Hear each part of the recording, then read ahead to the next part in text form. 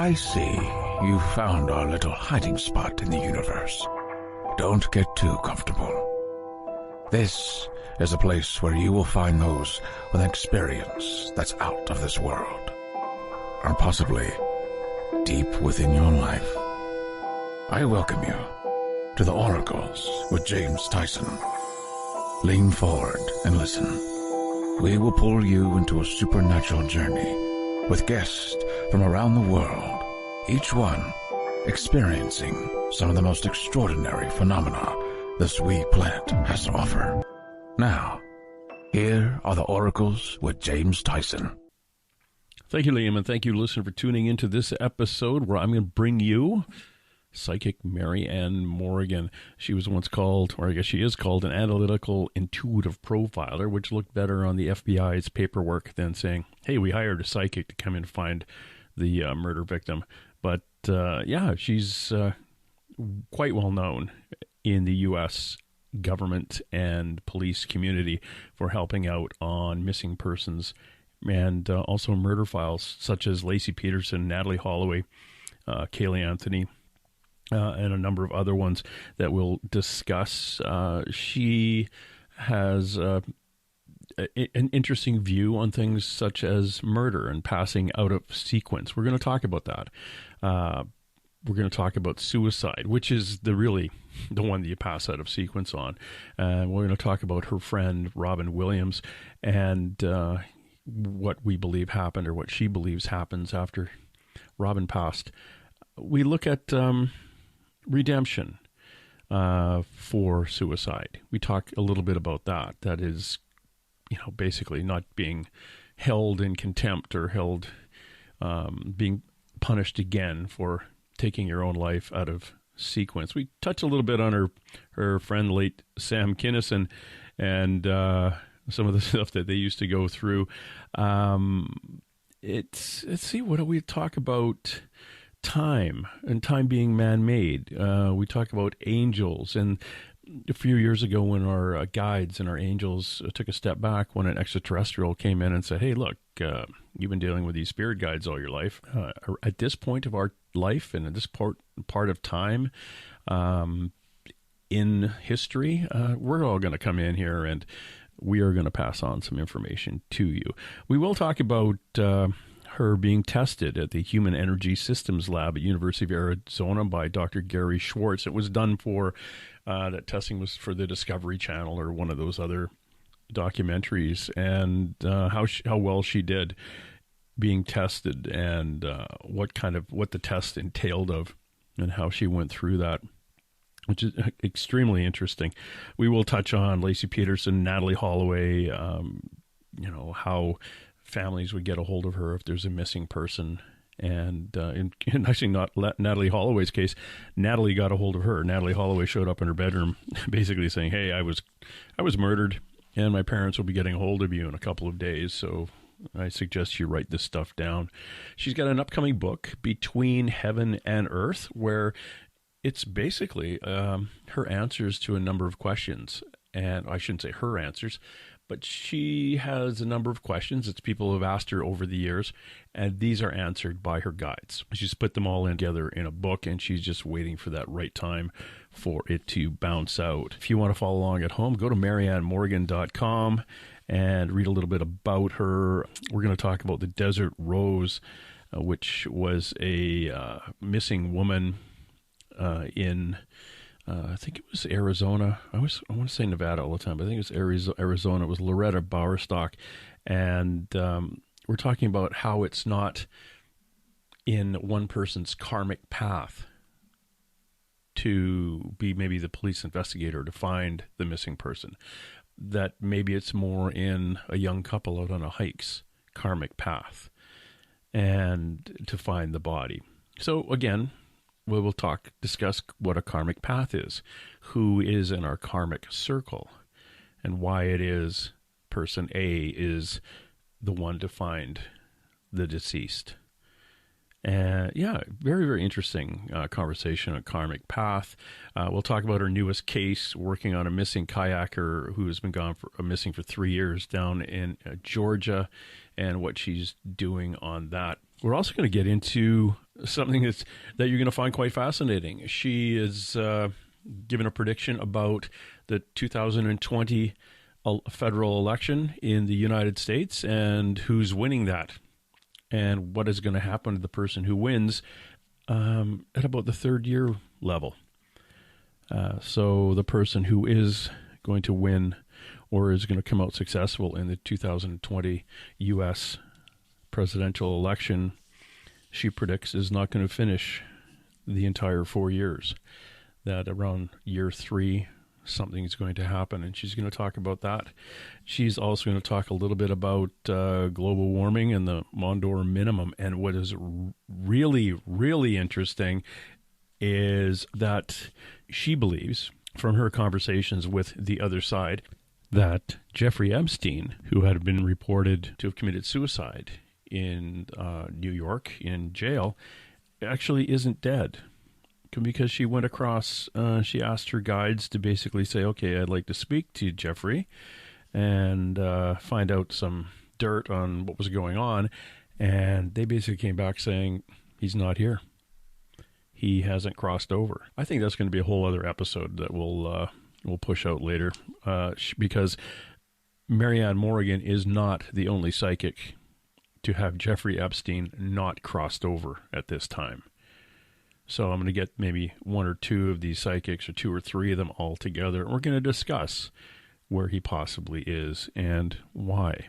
We're also going to talk about her animal communication that she's been doing ever since she was a kid, and kind of asking her why she's not a vegetarian or a vegan if she talks to animals. Interesting conversation with Marianne Morgan. Again, go to her website, mariannemorgan.org. Learn a lot about this lady who you may have seen on television or in documentaries on psychic activity, missing people, and the TV series Psychic Detectives or Psychic Investigators. So let's bring her in. Marianne, how are you? Hi, James. I'm fine. How are you? I am well.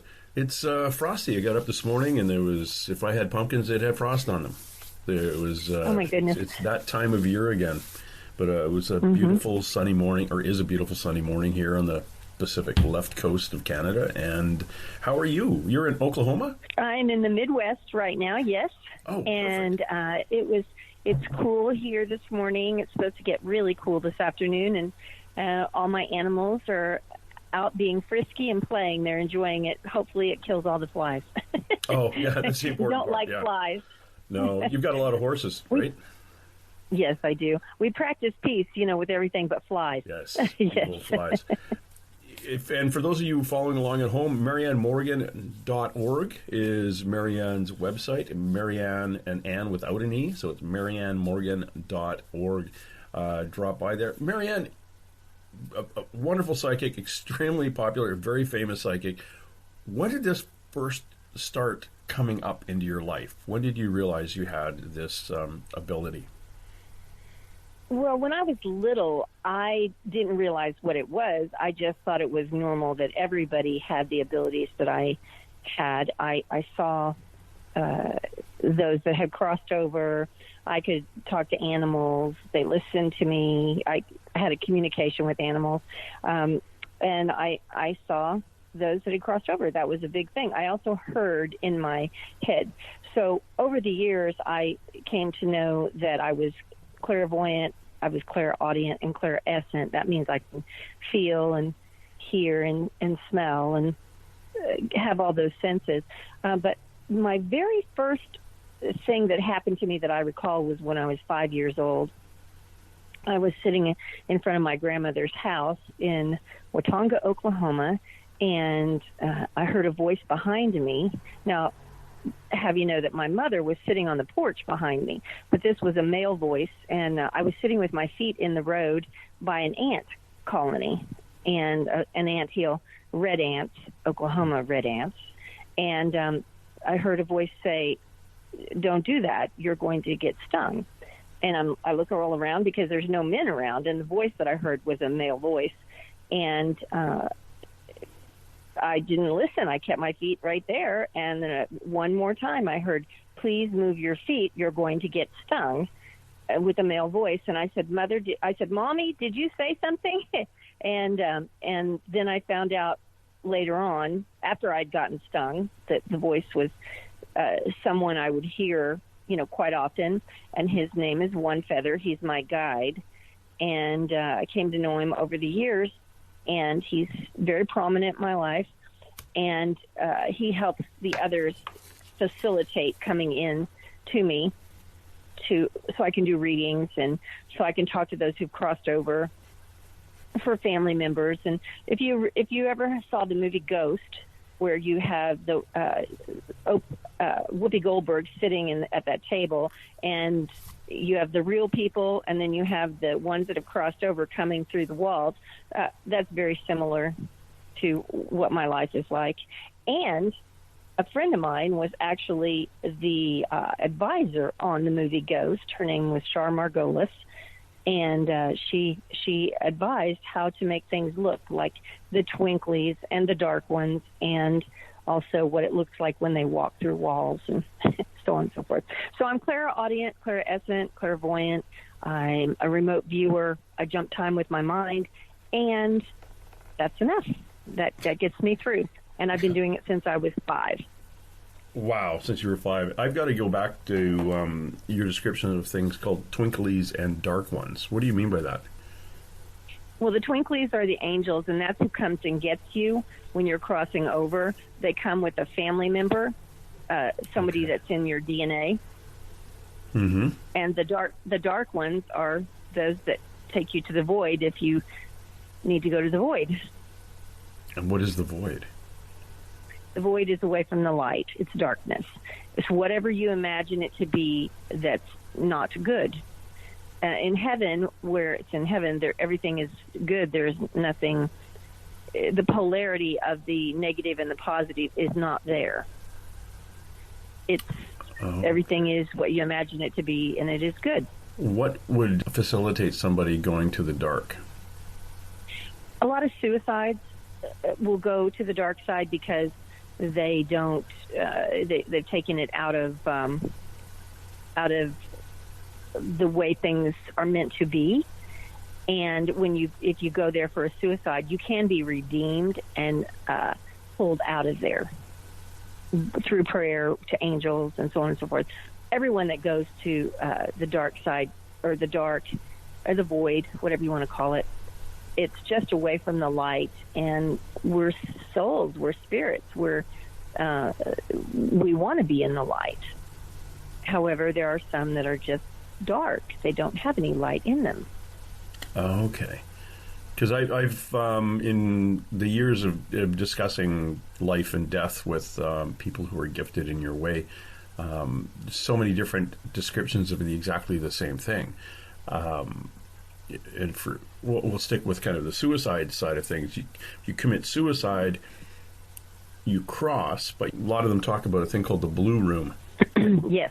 And the first part of the blue room is, these are all the things you've done in your life that cause pain or trauma or hurt someone else.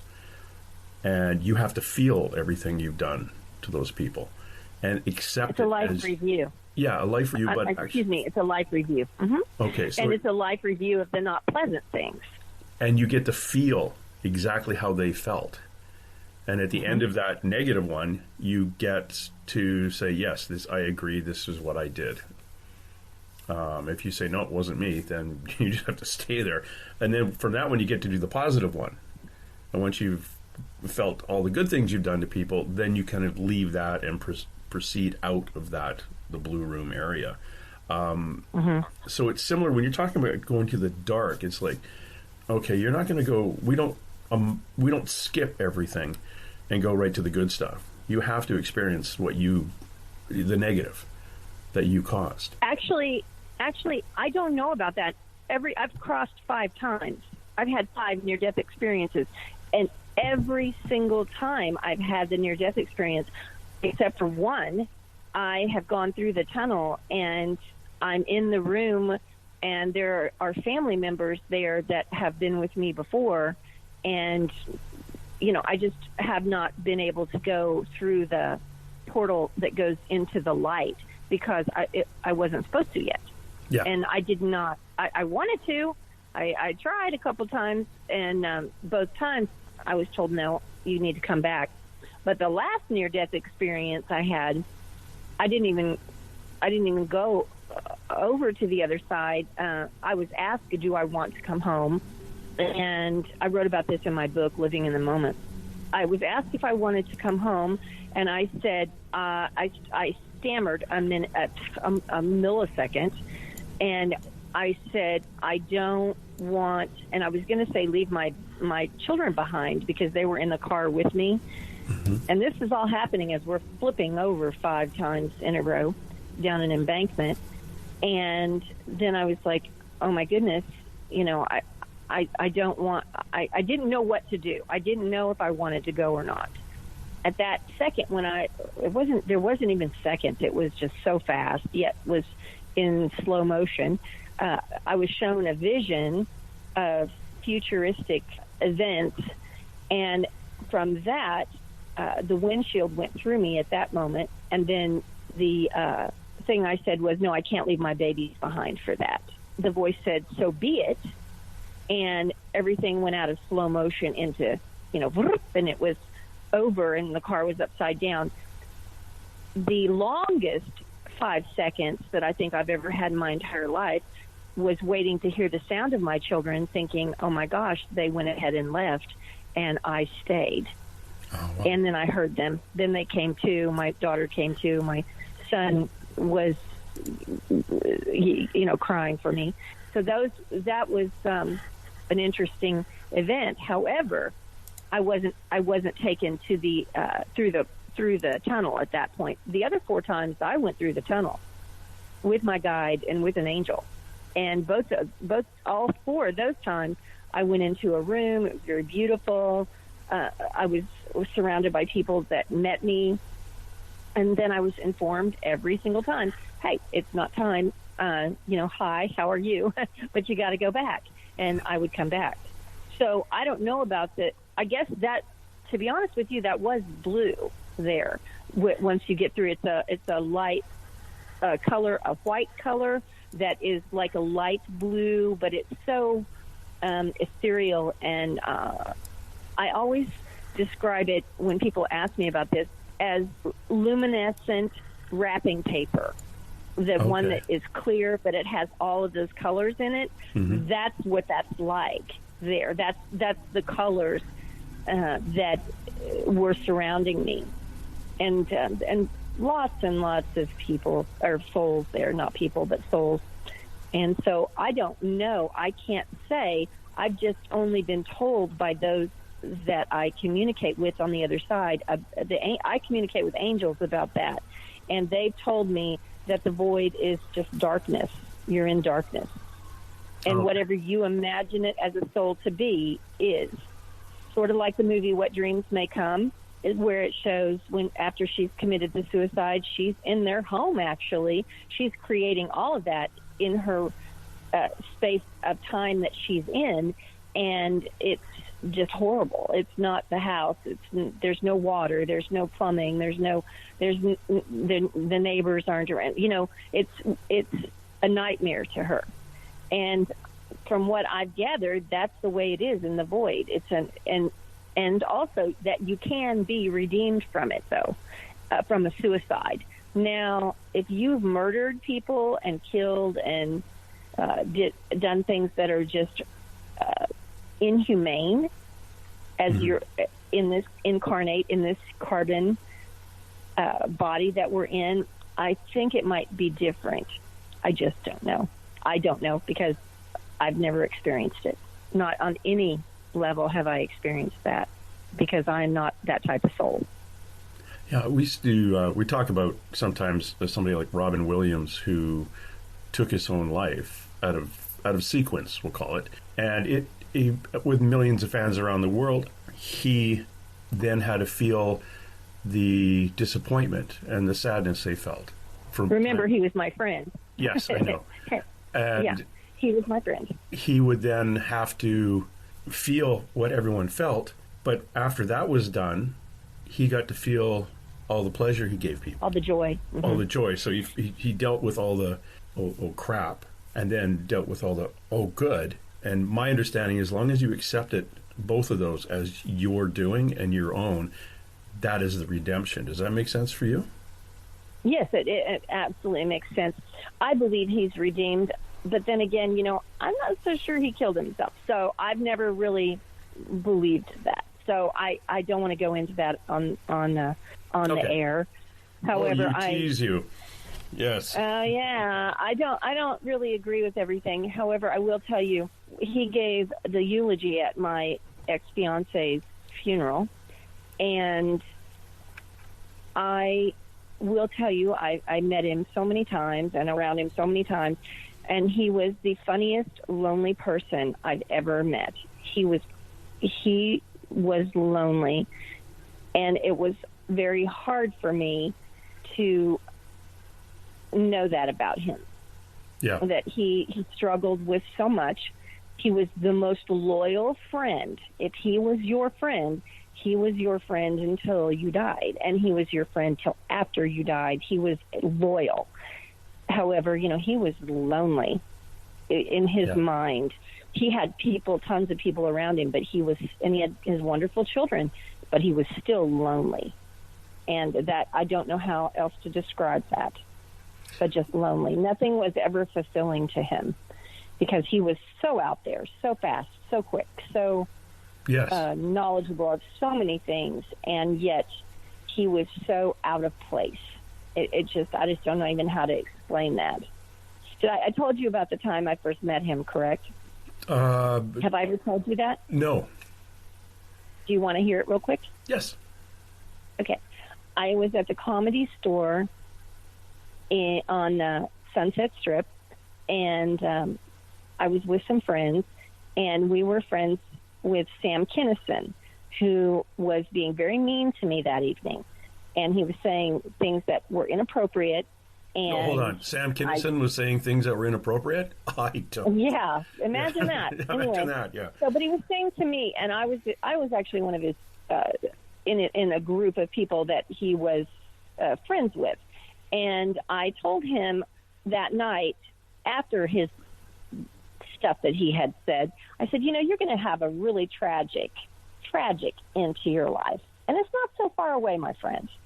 And he was like, oh, is that a psychic, reading? And I said, actually, it's the truth, and you can take it for what you want.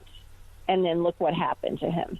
Mm-hmm. So anyway, I was 100% accurate. His, other people remembered that night.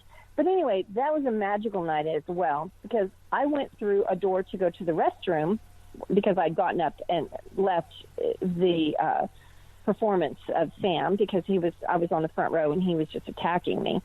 And so I got up to go to the restroom, and I walked through the wrong door. And it really wasn't a door, it was a curtain.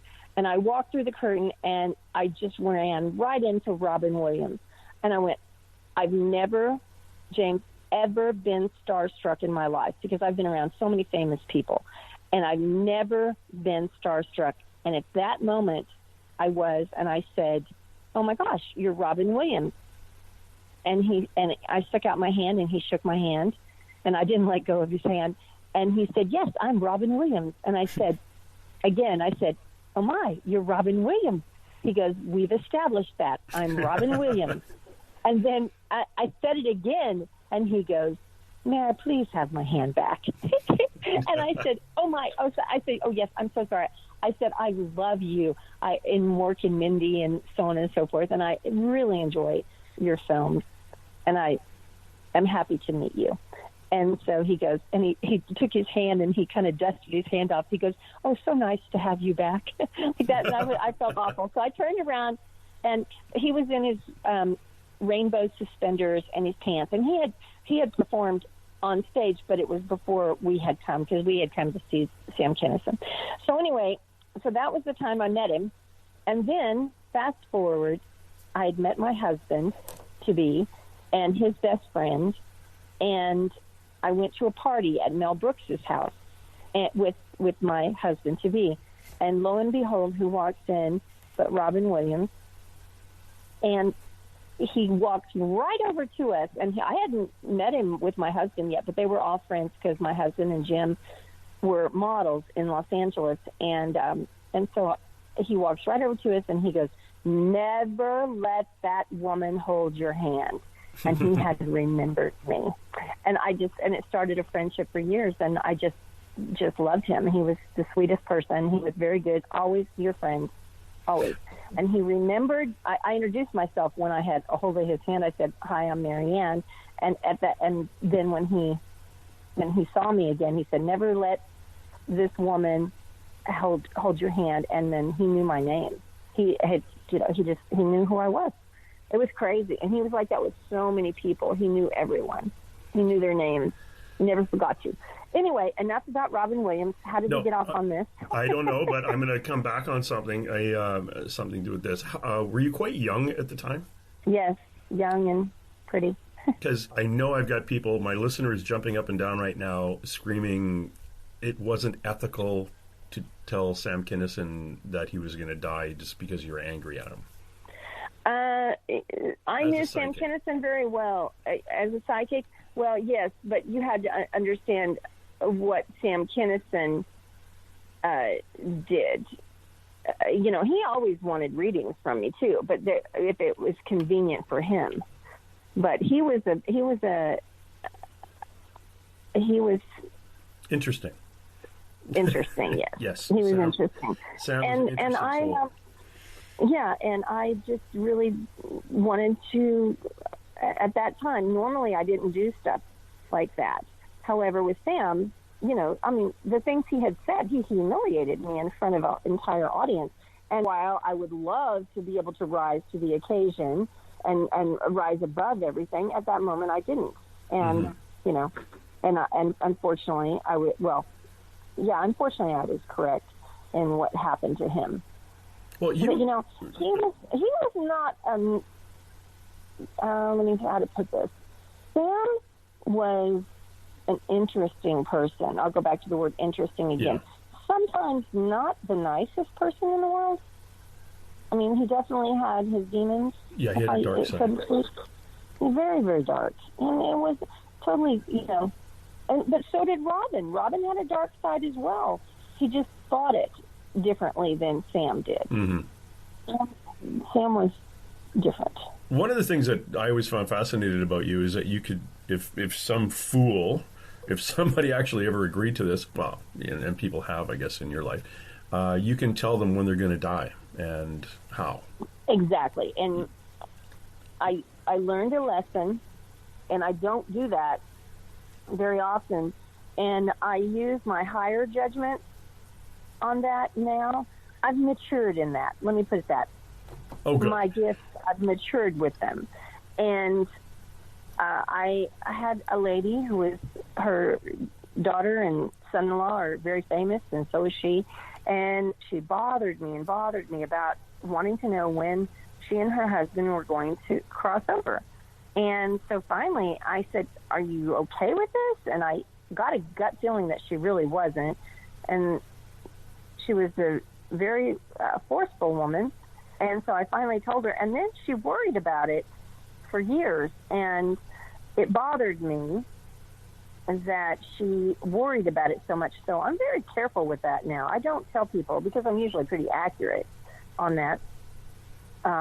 And one of my dear friends wanted to know about her father, and this happened in the last 5 years. And I told her, and he died on the exact day within about a 4-hour time frame of when I told her. So I am accurate about that, and I don't want to use that as a weapon, which is, shame on me. I did that with Sam, but he didn't believe me anyway. He didn't want to believe that. He was very, very careless, we'll say. So I learned from doing that reading with this one woman. Her son's in politics, and they own a lot of ketchup. We'll say that. Yeah. And the mother-in-law, I did the reading for her, and she wanted to know it, and I didn't tell her, and then she called me 2 weeks later and said, "I really want to know this." And I said, "I'm not going to tell you." And then she called me back a month later, and finally I thought, well, she really wants to know. She wouldn't be calling me this much and this often. And I went ahead and told her, and gosh, she worried about it forever. She spent more time worrying about that than she did living her life. And since I wrote the book Living in the Moment, that really bothered me because I want people to live in the moment and be present. You and I had a conversation about 4 years ago, and you kind of jokingly said, well, wouldn't you want to know when you can check out and, like, you know, go through your bucket list? And it was the first time I heard about this, and I'm thinking, no, I really don't want to do that. And you do readings that, your psychic readings aren't like they could go for a span. One reading could show a span of like a couple of years for somebody. No. 15 years. 15 years? Well, that's a couple. So yeah, that's a couple. If I come in and say, I do not want to know when I'm going to die. This is it. Do not tell me. Mm-hmm. And I have a reading that ends next Thursday at 3 o'clock. I went, crap. I didn't go 15 years. I only went up to next Thursday at 3. So without telling me I'm going to die, I think you just told me when I was going to die. So if it goes for 15 years, but this is something I'll run by you. You probably, if somebody doesn't want to know when they're going to die, and that's a given, we'll call that a given. Your readings go for 15 years. Somebody comes in and wants one of these 15-year readings, and it only goes for a half. I'm sorry. I don't. Some people, I only give a reading for a couple of years. Yeah. I don't have any control over that. I get what I get, because remember, I don't believe in time anyway. Yeah, time. Remember, we've talked about that. I Yeah. don't believe that time is real. I believe it's man-made. There's no such thing as time. Time's an illusion. So that's what I believe. So all I'm doing is giving those events that I can see out there in the ethereal realm. I can see events that are happening. It just so happens that I found out through, talking to people that I've read in the past. Remember, I only do one reading for a person ever. Yeah. Ever. And so when I've talked to them in the future, I found out that I had told them things, and it happened 15 years later. Right. That's how long I've known them. And that's how it reaches out. That's where your ability reaches out to. 15 years. That is very 15 years. We're talking to Marianne Morgan. Please go to her website, mariannemorgan.org. An amazing human being with an amazing psychic ability. You have this guide with you, this spirit, One Feather. Has he ever been terrestrial? Is he somebody from Earth, or is he a spirit being? Actually, it's funny you'd ask that, because he checked out a while back, and an entity came in that was I can't see them, but I know it's there. I know it's there because of some things that have occurred with me. Now, one feather, it's one white feather too. One feather is back. However, the other one is still around. And that's an ET, an extraterrestrial. Okay. And I am not familiar with why this entity is around. However, I know that one feather took a step back, and this entity has been more present, we'll say. More present. Was very present. It's the end of 2019 now, but when did that happen? I think it was like 2016, 2017, right in there. Did we not talk about that one time? Did I not tell you about that? I've talked to you about in 2015 to 2016, a number of very well-known psychics around the planet had ETs step in and their guides take a step back. And that happened. I guess it was around maybe 16 or 17, right in there. Yeah, it was. Yeah.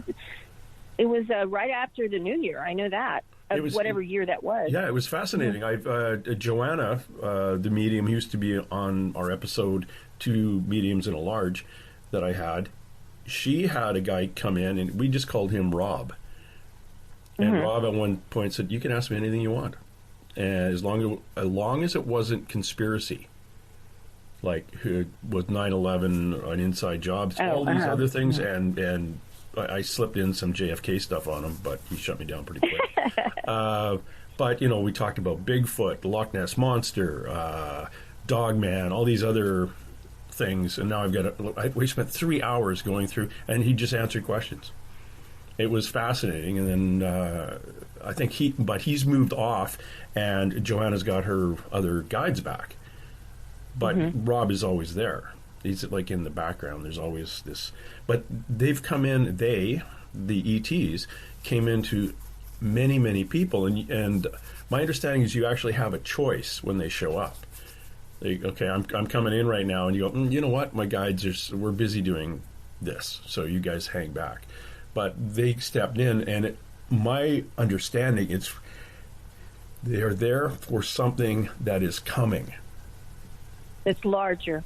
That's larger for humanity. And being that... Because if there is because if there is a big thing, a big event that happens, I won't be leaving after that.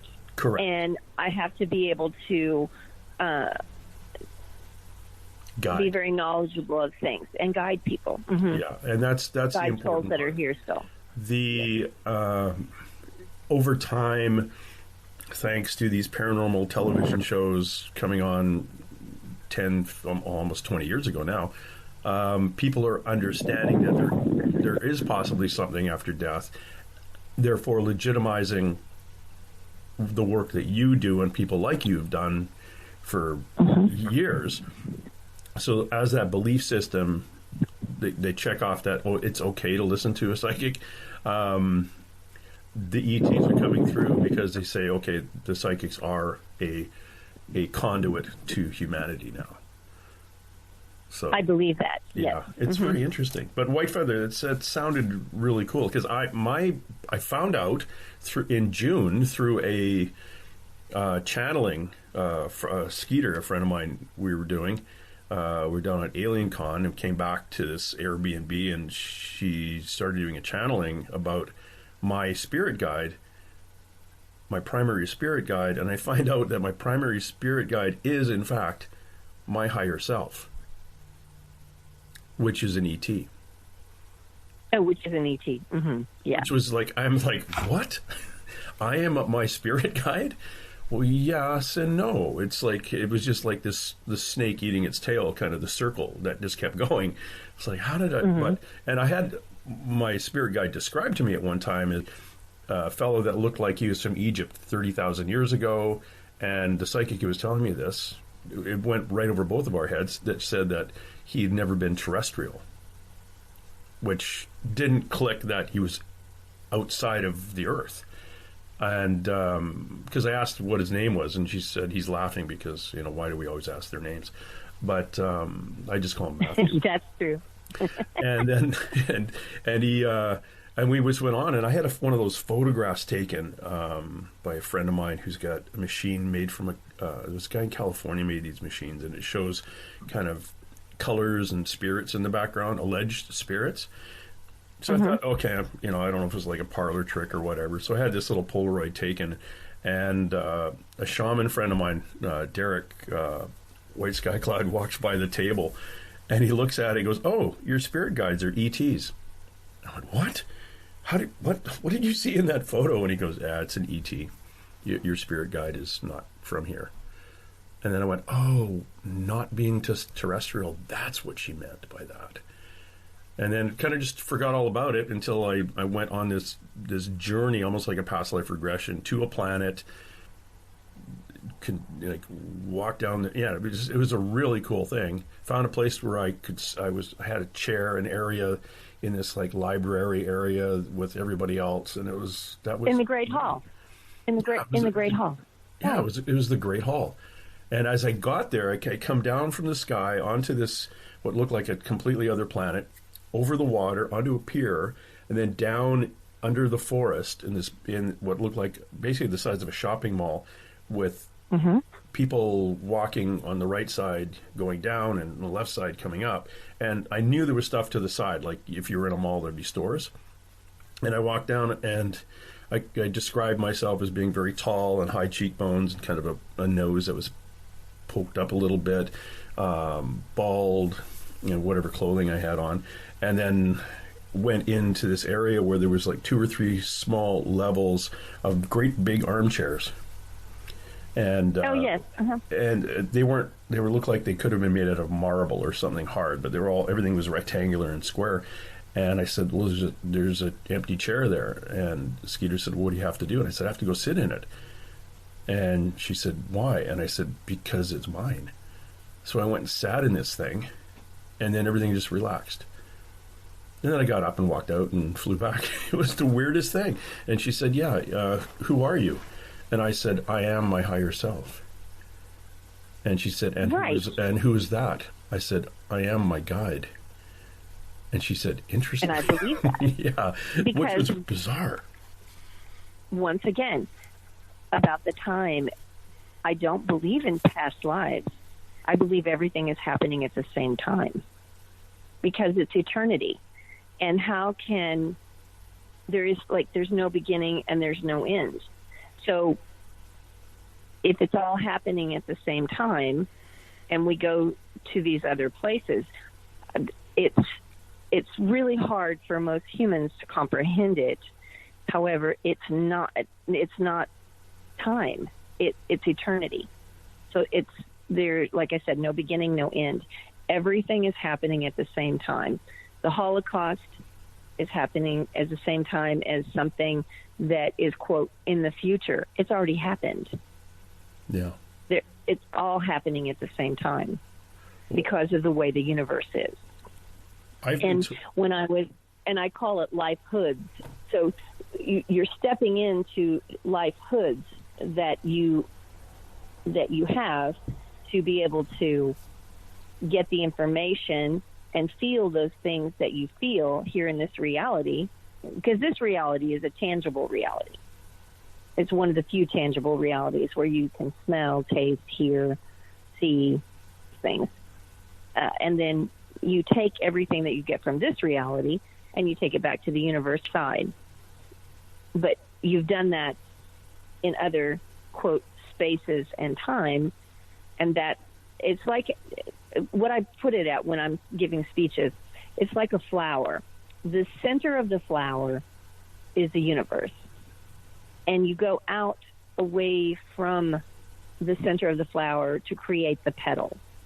And all these life hoods are like the petals on a flower, and they're all the same, but yet they're all different.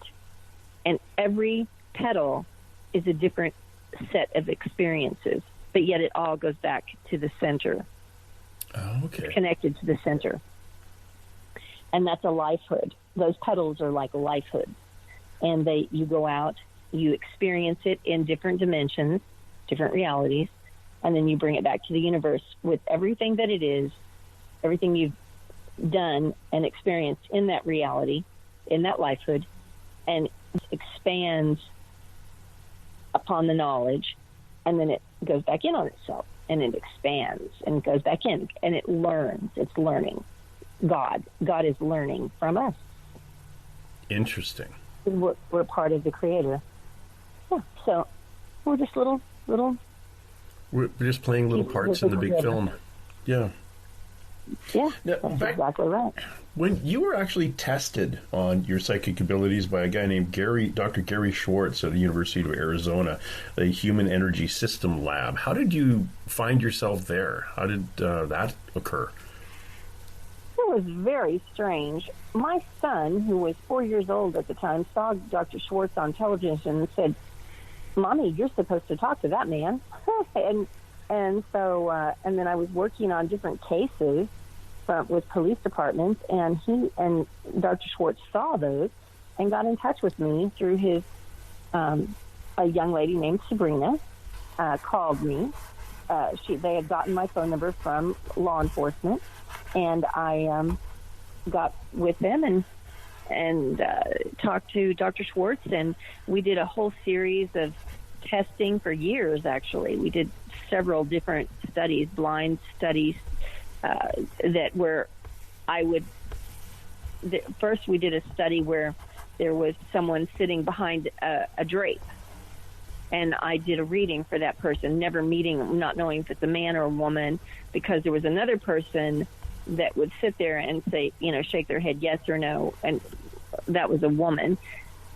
And I had to say whether this was a man or a woman, and all their experiences, which I was quite successful at. And then we went into a triple blind where the other person was in a different part of the world. Now, this was one of the final ones that I did. It was a triple blind. The other person was in Scotland, actually. There was someone on the phone with that person who was on the phone in Tucson sitting next to me. So wow. I read the person that was in Scotland that wasn't on the phone. I read that person. And when you say you read them, it's kind of talking through your system of communicators to their guide and then getting information that no one else would have known? Or did you actually do a reading like a client would walk into your house and do a reading? Or was it specifically a way to identify the person? Is that what you were getting, just the identity? No, to be honest with you. I was in a dark room with all the electrodes and everything on my head, and we were filming this. This was being filmed for Discovery Channel. And Dr. Schwartz walked into the room, and he said, well, how's it going, sister? What do you think? And I said, oh, it's a woman. She's in, and now, remember, they didn't tell me what part of the world that this person was in. I knew nothing about this. I said, they told me that she's in Scotland. Her daughter died in a Miata, a red Miata. Her daughter's name was Olivia. Blam, bam, bam. Dr. Schwartz said, what are you doing? He goes, you got to do this on the TV and everything and make it. I said, I can't help it. I said, do you actually believe you're in control of this? Yeah. And he just looked at me and went, oh, yeah. He goes, and he had never thought of it like that. I said, you're not in control. There's no such thing as control. They're telling me stuff now. And I said, and when I went in there and I did it, I said, before I ever got here, they were already telling me about this woman in Scotland. And this was all verified through the TV network that this was happening. So they knew right away that I knew. And then I went on and I told her things that I had not said to Dr. Schwartz. I mean, I told her that, somebody shot her mother and in front of her. And, there was other things that were in this reading. It was an hour reading. So there was many, many things. And what I'd done, that her daughter wanted to talk to her. And I let her daughter talk. I facilitated it where her daughter got to talk to her. By the end of the thing, she was crying, because it was so emotional for her. So that was one of the more interesting readings that I ever did, or one of the more interesting studies. I believe on my website that is published in an article as well. I think if people go to that, there's an actual article about that event that happened. Plus, it was on, I believe it was Discovery or A&E. I can't remember which one it was. It was a few years ago. That was always very interesting. I always get to laugh because John Edwards, Alison Dubois, Mary Ochoa, there were a whole slew of psychics that were studied, and I was 92% accurate, and John was only 89. So we had a little bit of competition going, So yeah, it was with the accuracy level that it's just, Dr. Schwartz described it one time. He said, when people say that this is not random and that there's no way of saying that it's not hokey, he goes, Marianne, yeah, she can tell you owned a dog, okay? Well, that's pretty normal, right? That a lot of people own dogs. But he said, but Marianne can go on and tell you on Saturday, August 17th, you went to PetSmart and got your poodle painted purple and bought a polka dot skirt that was pink for that poodle. And the year was 1999 or, 2005. He said, that's how precise she is with her explanation of things. So he said, tell me how she does that. That's the way he said. He would go, tell me how she does that, because that is not fixable, that she can tell you that. And I had done that on the on that show where we did the triple blind, where the woman's daughter was killed in the red car in the car wreck. So those details were just so accurate. There was just no way that it could be fixed. There's no way. That is very cool. I think that was really cool. Yeah. Yeah, I think so too. We're talking to Marianne Morgan again. Go to her website, mariannemorgan.org. Hey, before I move on to the next part, I've got a meeting today. You don't have to do the reading on the meeting. But what I've planned to do with I have a Patreon account for people who like the show. And I ask people if you want to donate $3 a month. And then I have draws every month for a psychic reading, a past life regression, and an astrological chart. Did my first draw in September 15th, and I'm coming up October 15th. The 15th of the month I'll be drawing. And what I want to do when I've only maxed it. There's only room for 3,500 people. Which, if you think about it, at $3 a month, that's a lot of money. So what I'm doing is I'm sending people on trips. Once I get up to 2,222 people, just pick that number randomly, and then I'll give away trips to locations. Like if you like ghosts, they'll send you to Gettysburg. If you like UFOs, you can go to Sedona and look at UFOs, those kind of things. So what I'm planning on doing is that it's basically $3 a month is $36 a year. If people donate just the one time $36. And I draw names from that, like we get up to that number and I draw names.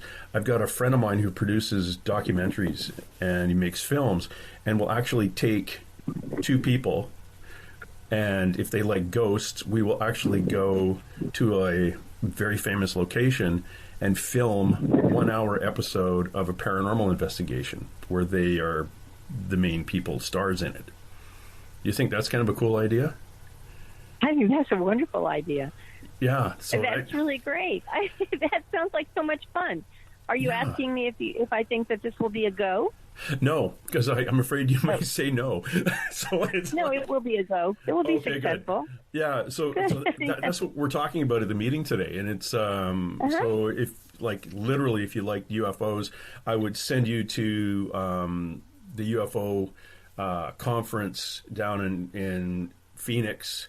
And you and another person, airfare, accommodation, all the VIP passes to listen to all the lectures, then drag you kicking and screaming up to Sedona, which is 2 hours north, take you out with Melinda Leslie and do the UFO tours, but film it all as an episode, a 1 hour episode that'll be out on YouTube.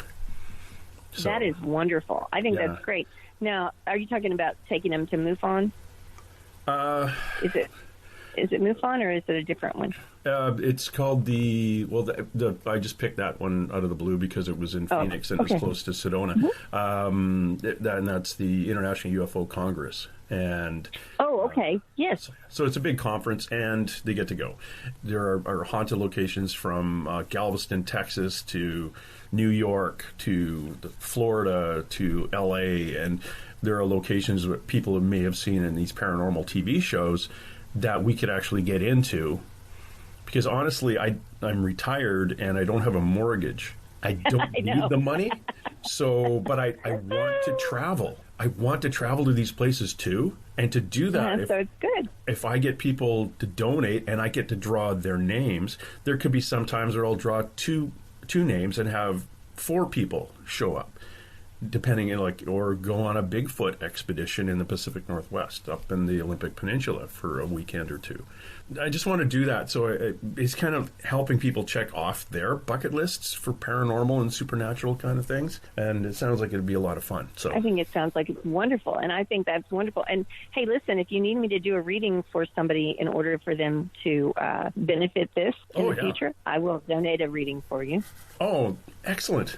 Maybe I will hit you up on that for the October or November readings that are coming up and pick one of those for you. That'd be great.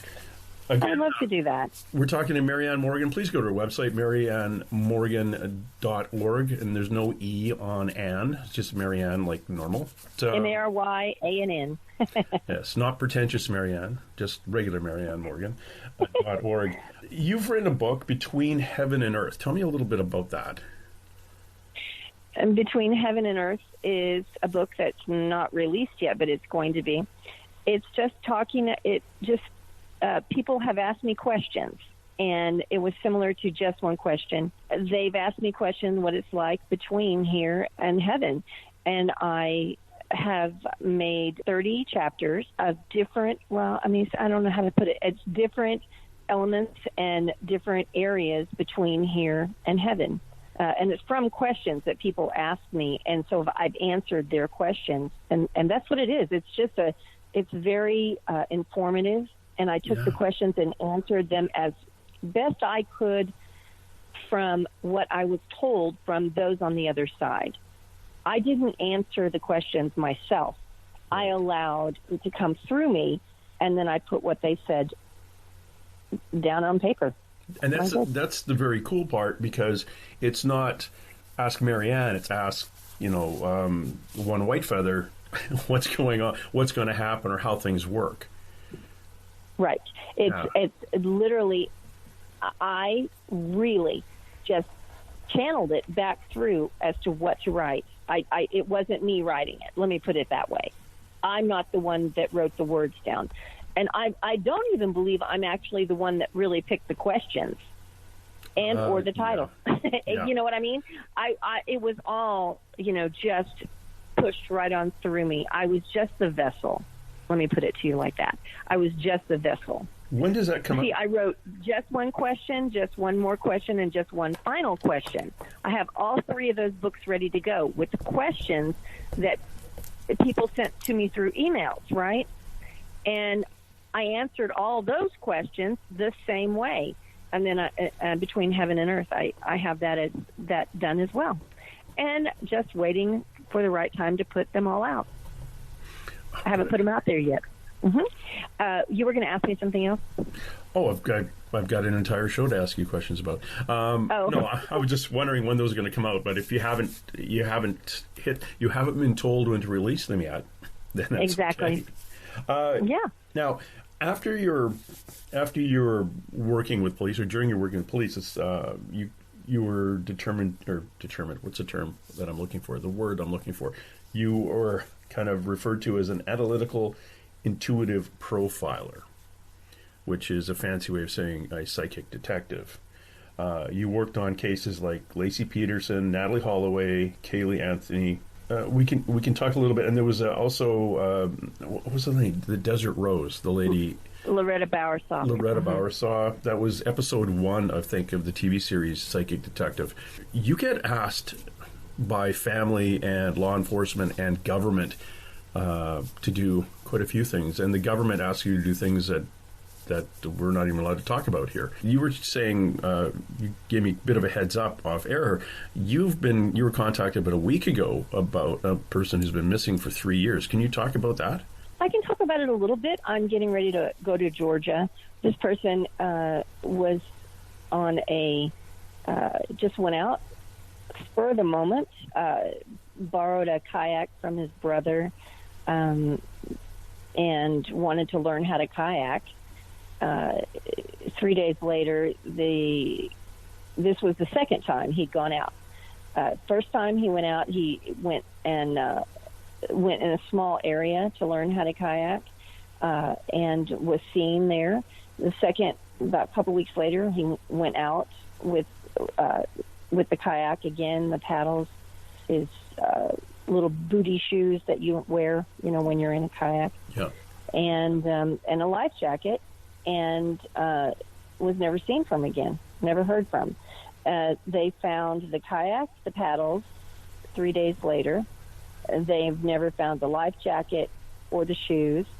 They found a receipt knowing that he'd eaten at Chick-fil-A that day, that somebody found it in the trash can at a specific cove.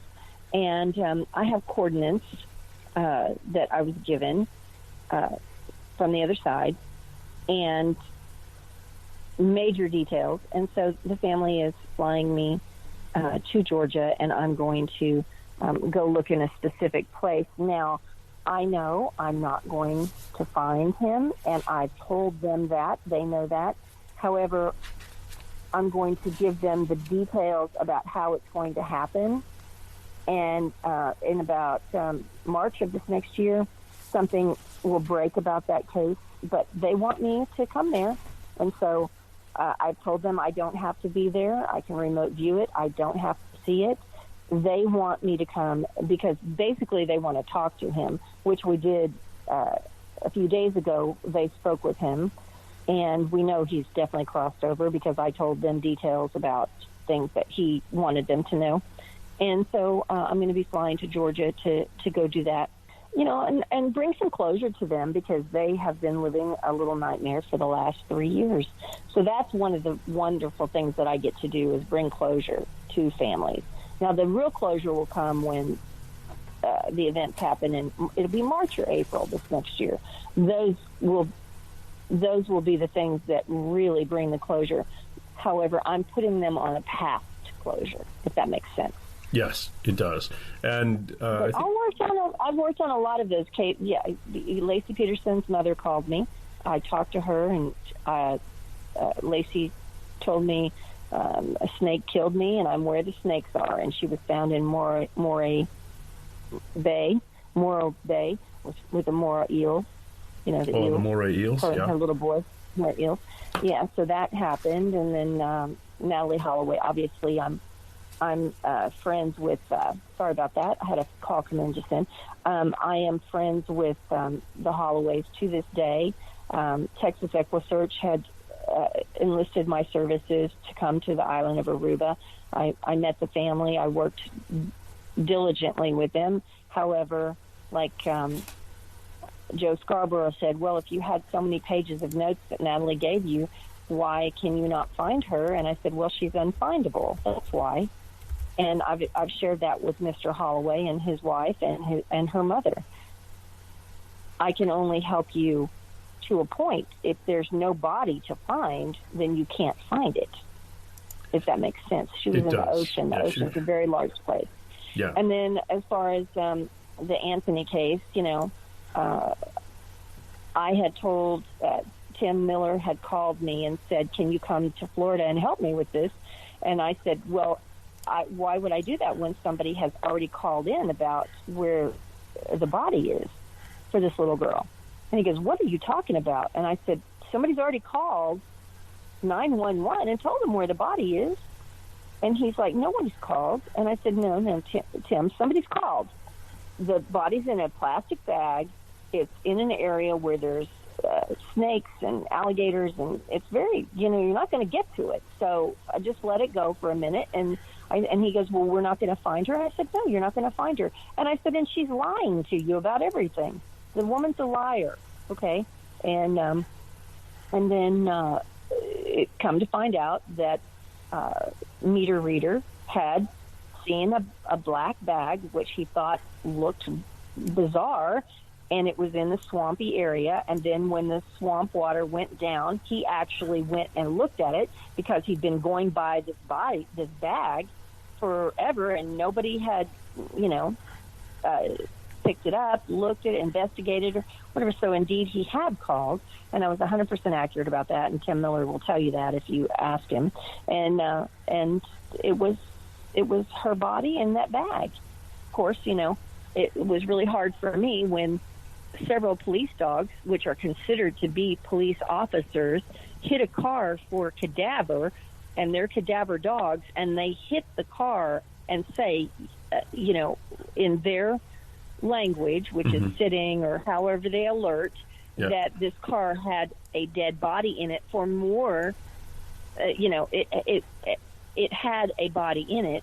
And when their testimony is thrown out of court and they are police officers and somebody is acquitted of something like that, well, I have a problem with that. However, it wasn't meant to be. No. And since, that was the way that circumstance played out. So I had to look at it and say, well, for whatever reason, some people don't face justice here in this reality. In this reality. Yes, so that one I worked on that one. And then, of course, I worked on the Loretta Bowersock case in Arizona where... Could I go back really, I want to touch on what you said about the Lacy Peterson one. where her husband was charged and convicted of her murder. When she came to you, and he's on death row. Yeah, she wasn't killed by a snake, correct? No, she was killed by him. She considered him to be a snake. That's what it was. Okay, because when you first said it, she was killed by a snake. And I was thinking, hold on, that wasn't how she died. So, yeah, just to clarify, yeah, he was the snake that killed her. She said he's a snake. She compared him to a snake. I'm where the snakes are. And she was in Morro Bay, where the eels, Morro Eel, you know. Go ahead. Were you contacted by somebody in the family, or did she show up at your house and saying, hey, I'm dead, could you go help me out here? No, somebody in the family contacted. A cousin put me in touch with the mother. Yeah. Do you ever get the ones where facilitated that? Do you ever just get the ones where the spirit shows up and says, look, hey, I'm dead, could you tell my parents? Natalee Holloway did that. Oh, she did? Natalee Holloway, yes, I had no idea they were going to call me. Natalee Holloway had shown up in my bedroom days before they ever called me. I already had it all written down. And then it just played out, boom, boom, boom, where they called me, and I was on a plane within a day going to Aruba, where I had never, I had kids in school and in summer camp, and at the time I believe it was summer camp. That was at the end of the school year for graduation. It was a senior trip that she had gone on. So that's how that happened. So my kids were just getting out of school, and they called me, and I was on a plane, and actually a football player sent a private plane for me.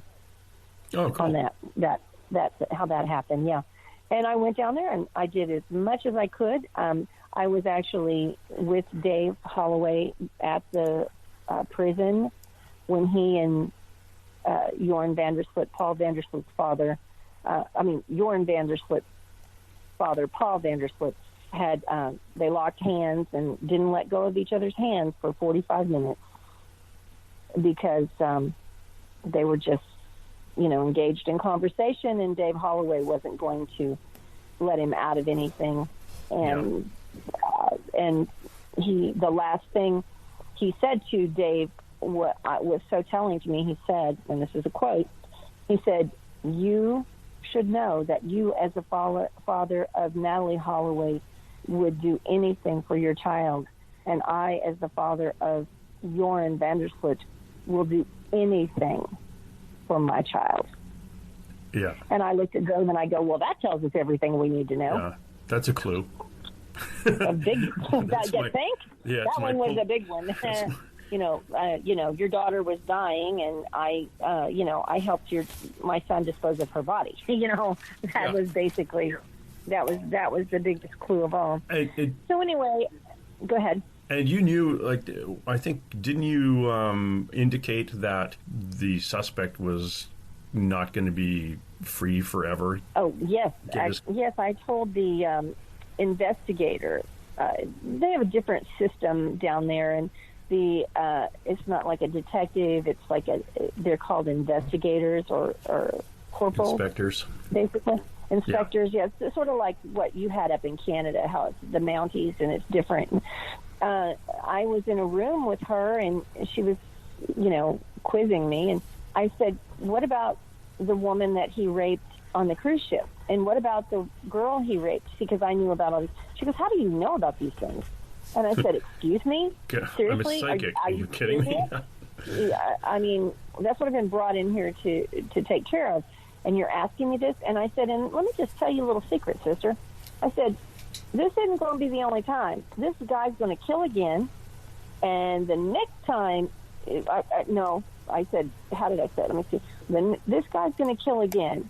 And one of these times, he is going to get caught by a much more powerful person than Daddy. And Daddy won't even be here to help him.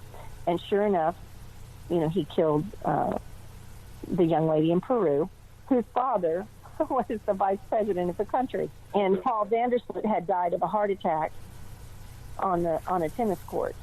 So And then you had his mother, who just blew my mind. As Dave Holloway and I were standing there, his mother's like, "Oh, my son would never do anything. I asked him when I got off the plane, did you do anything to hurt this young girl, this beautiful girl?" And my little baby told me, "No, Mom, I would never," exact words, "No, Mommy, I would never hurt any girls." Right. And yeah, I was like, "Oh my Lord!" And he's such a great athlete. He's such a good soccer player. He's this and that and everything. And I'm thinking to myself, "Lady, you're a psychopath for a child." And and he is like a serial killer. And this, what is going on here? Because you have no clue. And finally, after he killed the girl in Peru, which, by the way, it's also thought that he killed 2 or 3 girls in Colombia, and he killed somebody over in the Orient. So it's not the first, and he wasn't the last. He was, she was not the last one that, or she was the last one he killed because he's been in prison, but she wasn't. There were others before her, besides Natalee. Yeah, he went from raping people to actually killing them, and trying to get rid of their bodies. So what is that was just wow. He really stepped over that line. And there's a lot of lines that he jumped over willingly. Yeah, yes, very much so.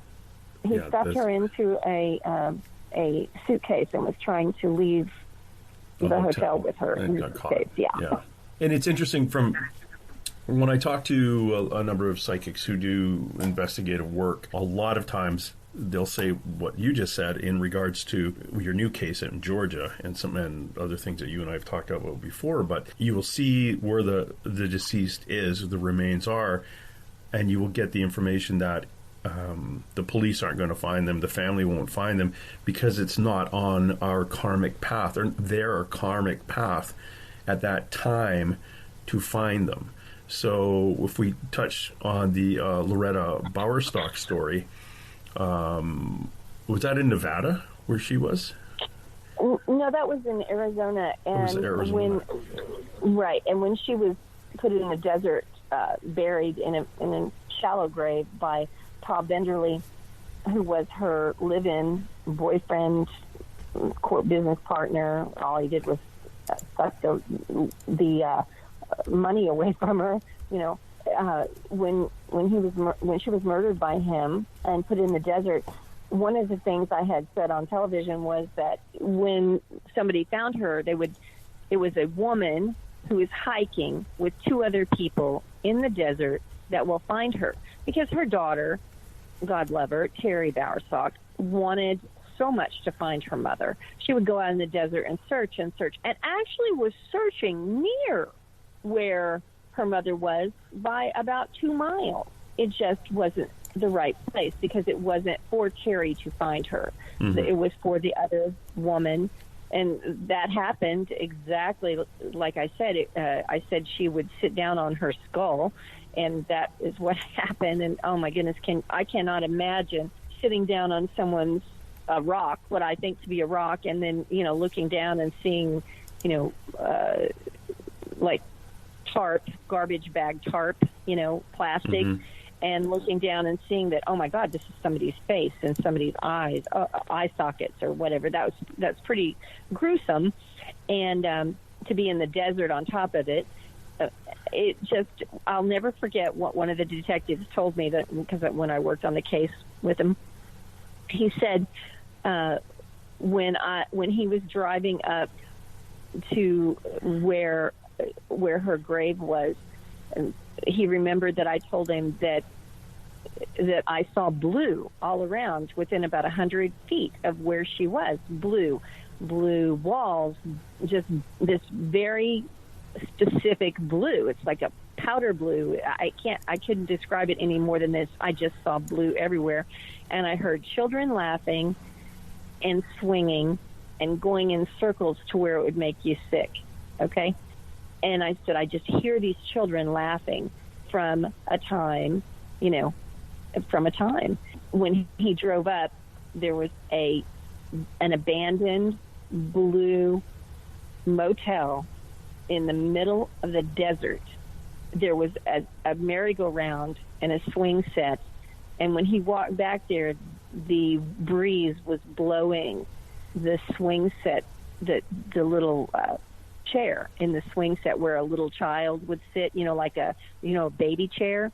And he said, and it was blowing in the wind, and it was going, that making that, a squeaky sound. And he said it all flashed back to him what I told him about the children and hearing their laughter. And he said it was so eerie that he could almost hear the laughter himself and the giggling and the happiness of a child, yet he knew he was walking to the grave of this woman who had been murdered. So he told me it was probably one of the most vivid times in his life where he knew and came to the realization that my gift was real, because there's no way I would have known that about that blue motel and the swing set and the merry-go-round. And then who was going to find her? And it was absolutely accurate. He told me he would never doubt me again. I said, well, that's okay. So that was fine. You had mentioned Analytical Intuitive Profiler. That was a while ago. That was a name given to me by an FBI agent, actually, because she couldn't use the word psychic. Oh, yeah, I guess it wouldn't look great in their paperwork. No, as They an hired a asset. psychic. No, because I was considered an asset, so she named me an Analytical Intuitive Profiler. I thought that was clever, actually. Yeah, you should get a coat, an AIP on the top, on the back of it, one of those blue windbreakers with yellow AIP. Analytical Intuitive. Yeah. Working with the FBI. It's all these other acronyms.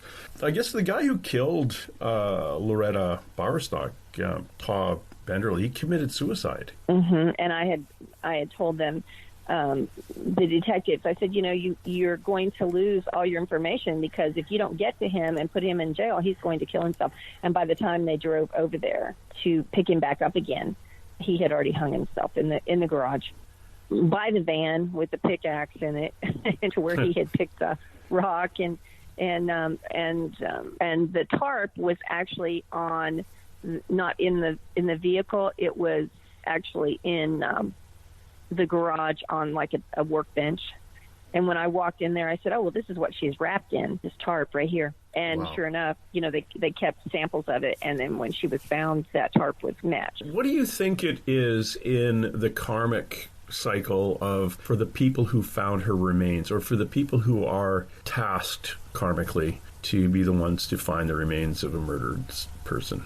I just think it's something they signed on to before we come here.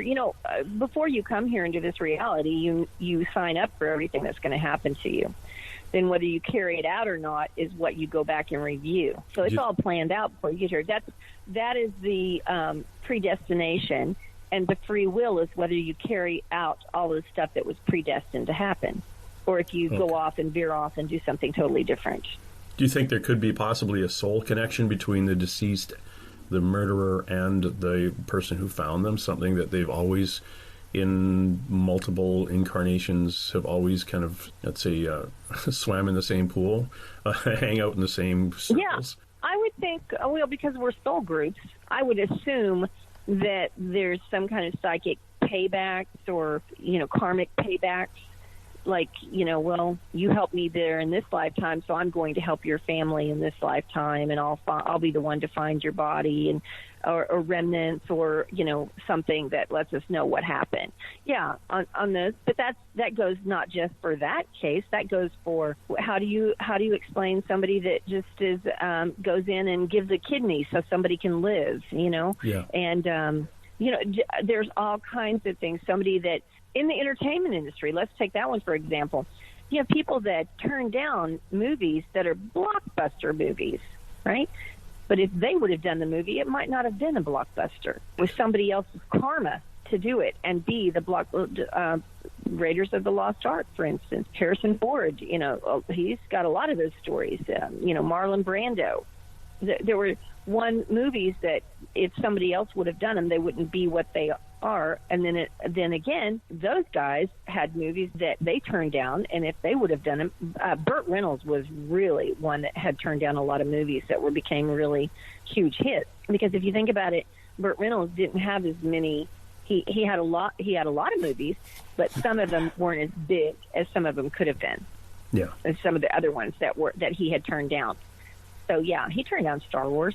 Yeah. And Harrison Ford did. That's just an example of karmic, and I believe that is actually very accurate. If somebody is supposed to find a body and that helps the family, then that might be a way of them bringing closure to that family. Well, that's what's supposed to happen in Georgia in the next year. Just the closure. It's the closure. The Band-Aid. The ripping the Band-Aid off. No, it takes off the Band-Aid. Yeah, it ripping takes off the Band-Aid, and it has a way. It has the beginning of the healing, because as long that's a really bad club to belong to, the club of somebody that's missing, for a parent or friends or whatever, because the unknown of what happened to that child or that person is 10 million times worse than the person being gone and you knowing what happened. It's just unbearable for parents when, because that's a big part of what I do. I try to find missing children, and that is just one club I do not ever want to belong to, although it's hard for me to belong to it. It's just, because you always know. I see it, because I pretty much know. I don't want to belong to that club. My father, from the age of 18 to the age of 22, was basically in the Second World War. And he got back home in 1944. He's 22 years old. He got a phone call from another lady in town whose son was also in the same Air Force, the squadron that my father was in. He was a gunner in a B-25 bomber out of England and bombing around the coast of France. And one of his mates in the same squadron, his plane got hit directly by flak, blew up, and burst into flame and crashed. And none of the people on the plane were ever found. It was completely obliterated. And the lady phoned my dad up, and my dad's living at his mom's house, moved back home right after he got back, got a phone call from the mother of this missing person, who said asked my dad, "Why did you come home and my son didn't?"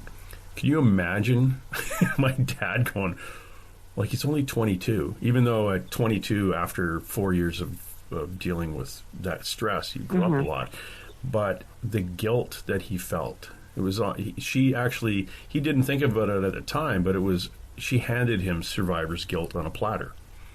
Why did you come home? What's so special about you? What's not special about my son? And her son just literally, she saw him on the train station. He went off and never returned. And there was no record of him ever being found. It's that bizarre twist of karma. Like this lady who's lost her son is spinning in her life because she doesn't know where he is. And he'd been gone for 2 years before my dad came home. He had gone missing 2 years before he came home. But that was how she tried to deal with it, but it was asking... Actually, that was very cruel. Yeah. Oh, it was, yeah. That wasn't very nice. No, that wasn't very nice. I had a little story. A friend of mine, he's passed on now. His name was W.D. Haithcock, and I actually just went to the cemetery to make sure that there was a flag on his grave, and there wasn't. And so I was getting ready in the next few days to go get one and put one on his grave, because he was in the war with the Japanese, and he was on a ship, and they were firing at the beach, right?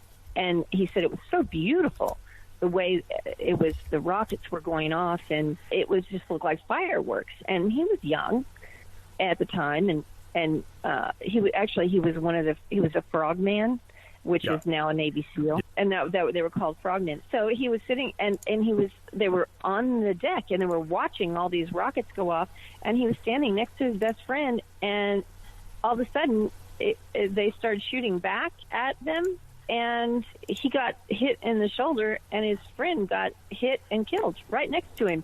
And when I say right next to him, I mean they were 6 inches away from each other, and he died. And WD got shot in the shoulder and got a Purple Heart. So those questions for people that are in that circumstance, they're trying to deal with things in their mind. And something similar happened to my son when he was in Iraq. A friend of his got killed and they had just traded places. So my son traded places, and 5 minutes later, an IED went off and blew everything that my son had just been in up.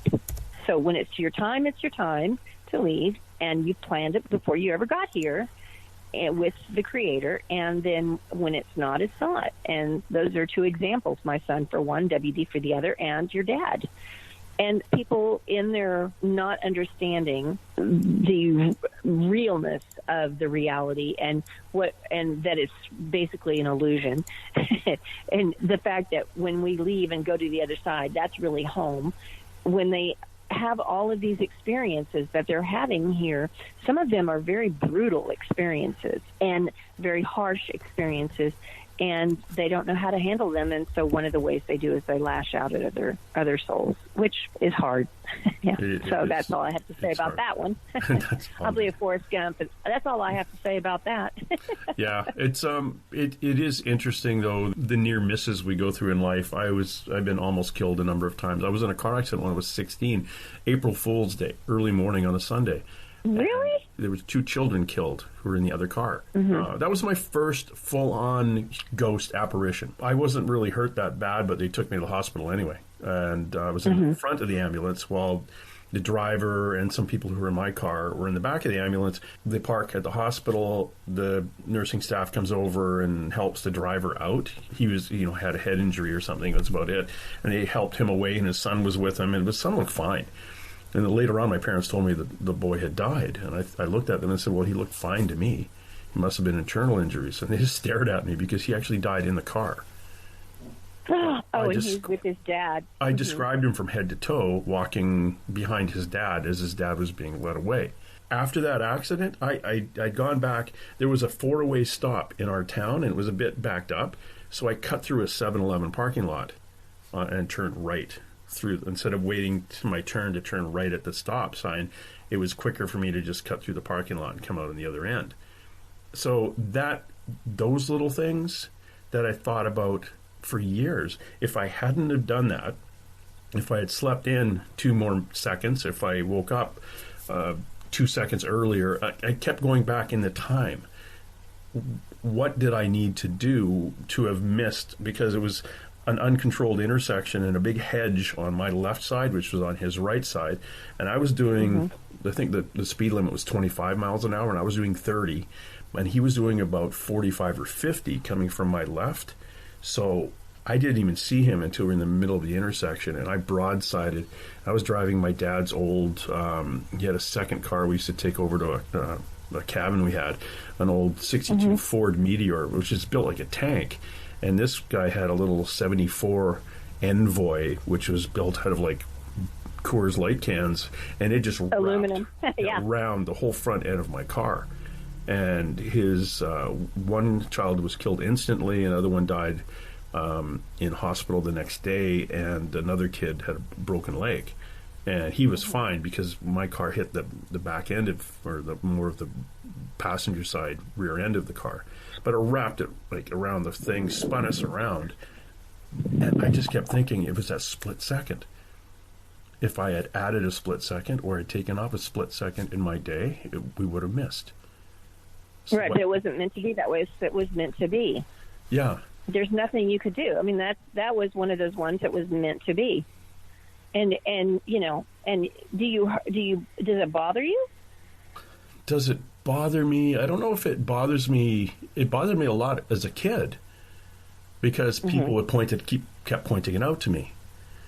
Oh my God, I feel so bad about what happened. And like the principal of my high school came by and said, oh, here's a letter from the staff, and we all feel so bad. So their feeling bad for me made me feel bad. But I did have an out-of-body experience. I remember running up the steps of a lady's house to get some help. She opened the door, screamed, and ran right past me. And then in hindsight now, I can see she actually ran through my left shoulder and down the stairs. And because I turned around and looked where she was going, and I could see myself standing at the car. Again, this all comes to me years later, because at the time it wasn't really clicking that I couldn't have been seeing myself standing beside the car. And I wasn't injured that much, but for some reason I jumped out, and I was standing beside the car. I was just standing there looking, staring. You were in shock. Yeah, so I was, but my body or my inside of my soul, my spirit or whatever that wasn't in shock ran up to ask for help. Right. Yeah. Very strange. Your higher Very, self. very strange. Once again, your higher self. Yeah, which is, my higher self should have been paying attention driving. You were young. You were young and young. inexperienced. Mm-hmm. Yes, just 16. They'd only been driving since August the previous year. Good Lord. And the silliest thing is we were trying to, we'd been out the night before and I lost my wallet. So my buddies and I were going to go down to the beach we were at and grab my wallet. And sure enough, it was there the next time we went down and looked. So it was the weirdest thing. We are talking to Marianne Morgan. If you want a reading from young Marianne, please go to her website, mariannemorgan.org. Read some testimonials about her, read about Just One Question, and keep an eye out for her books coming out, because I'm going to be nagging her about having those things printed. Yeah, it talks a little bit. If you go into the psychic detective side of things, you'll see where she's been, she works with police and government. Now, I didn't get into the government side of things because you and I have talked about the things you do for the government, which is really, really cool. And you, and of course, I'm not going to get into your clients who from around the world are people who are very well known in government and in business and things like that. But in fact, she won't even tell me about it. And I'm her friend. But every so often she'll drop. Well, because I keep it quiet. I mean, they wouldn't use me if I told everything. Yeah, but some of them are dead now. You want some predictions for coming up? Yes. You want some predictions for coming up? Sure, please. Let's see. President Trump is going to be president for another 4 years. For a full 4? No, that's the thing. In the third year of his second term, something is going to happen, and I do not believe he will be president for the final year. I don't think it's a bad thing. Well, let me rephrase that. I don't think it's like impeachment or anything like that. I believe something will happen to his health. That's what I believe. Happen to his what? So, his health. His health. Yeah. Yes, health. I'm sorry. It didn't come through. Yeah, so that. The global warming. Oh, let's talk about global warming. Global warming is not what they're saying it is. It's the Mondor minimum, and the Mondor minimum is that the sun's hot spots are cooling off. And I know that there are those that believe that that we're attacking our planet with carbon, and this planet has been here for billions of years, and I don't believe that we're affecting it. It is actually something going on outside of our atmosphere, and it's called the Mondor minimum. That's spelled MAUNDER minimum. So that's a little prediction that people will start understanding that more than the global warming portion. Let me see. Obviously, President Carter is getting ready to pass away. And has been for quite a few years now. Yeah, he has actually, but he's getting ready to leave really soon. So is Clinton. Those two are leaving. Oh, let's go back to, let's talk about Jeffrey Epstein, that one person that supposedly killed himself. Yeah. So, the one that, no, I do not believe he has passed away. I believe he is living life large in another part of the world.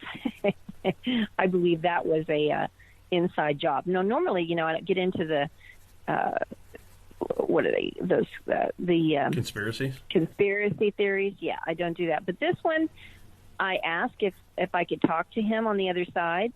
Even if he was in the void, I asked to speak to him, and they told me he wasn't there.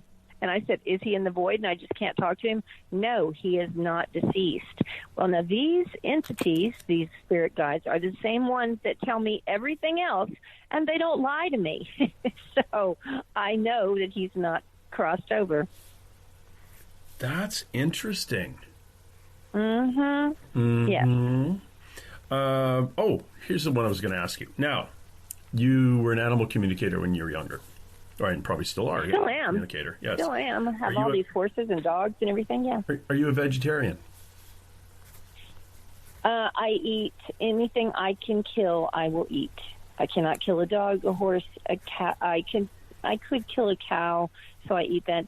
And remember, I live on a farm. Yes. And so I can kill a chicken, I can kill fish. I don't eat a lot of red meat, though. I don't. It's hard for me. Never have eaten a lamb or a sheep or a goat.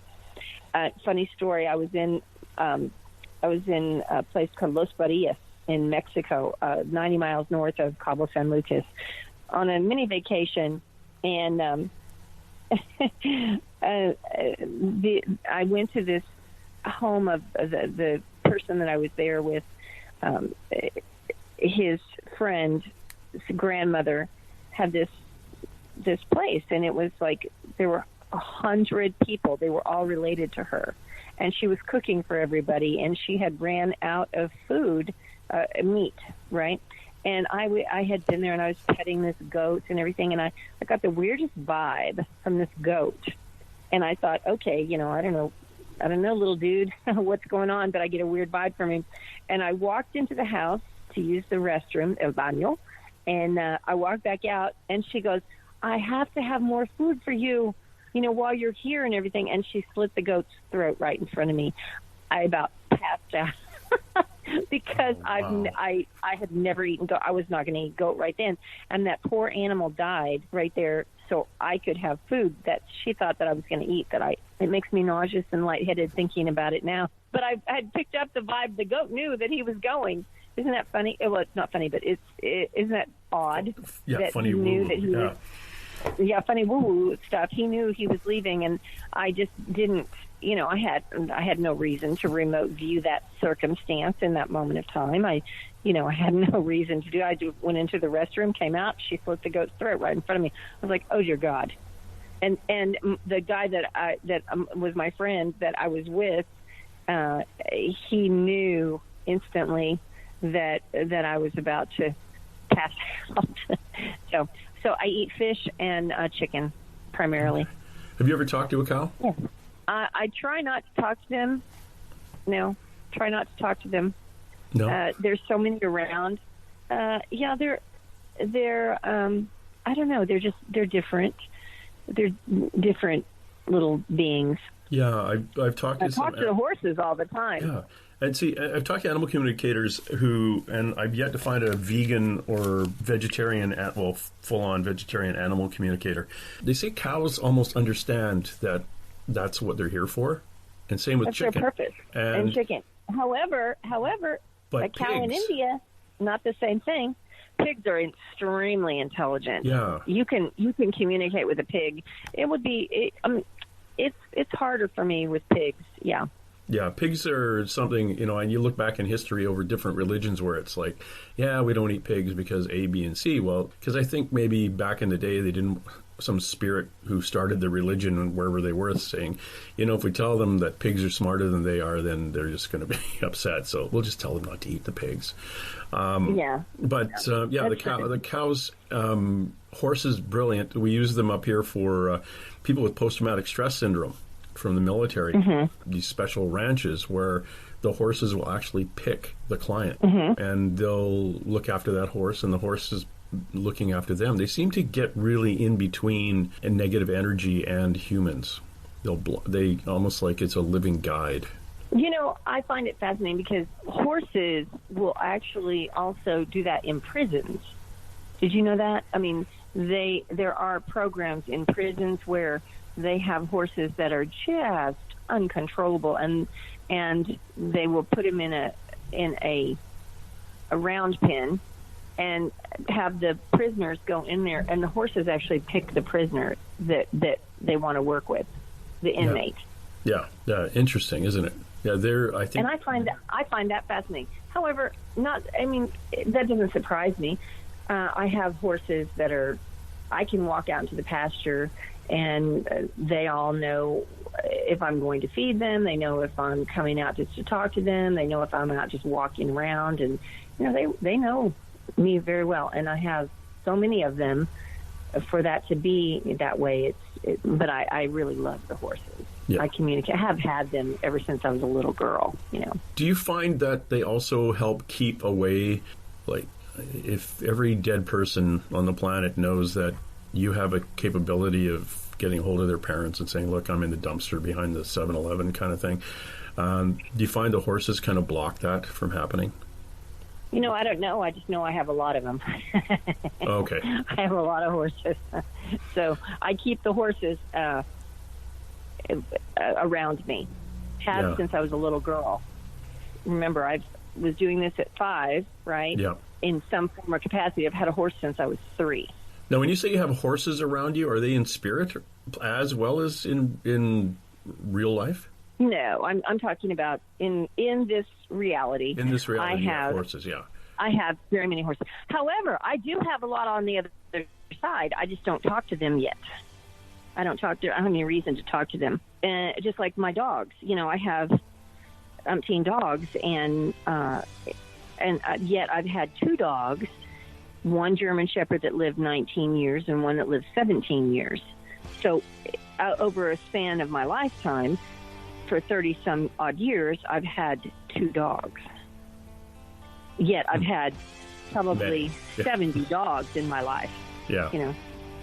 That have come into my world and helped me, or I've helped them, because most of my dogs I rescue.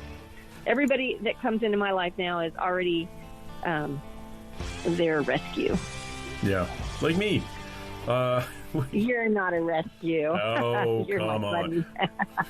But I got to get going, and I want to thank you for your time.